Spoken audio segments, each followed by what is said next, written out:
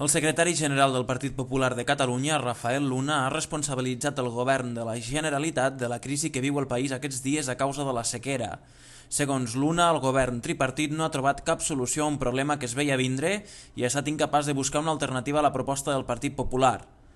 Luna ha denunciat que el govern ha deixat que la situació arribés al límit i ha lamentat que estiguin jugant de manera descarada amb les Terres de l'Ebre. Dóna pena la manera que han enganyat, han manipulat i han instrumentat realment a les Terres de l'Ebre per tindre exclusivament un resultat electoral positiu.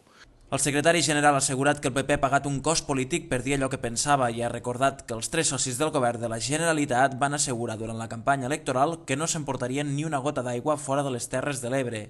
A més, Luna ha denunciat que a sobre s'ha marejat la perdiu amb el transvasament del Segre i els pous de Tarragona per a la fi agafar l'aigua de l'Ebre mitjançant una obra encoberta i planificada, ha dit.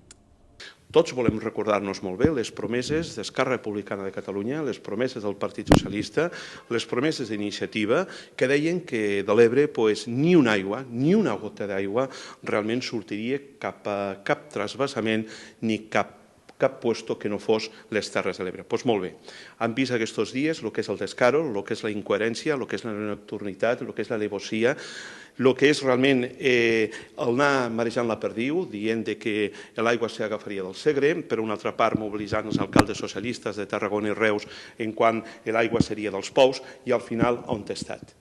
Al final ha estat aquí. Al final han vist que havia una obra ja encoberta, planificada i feta d'un transvasament.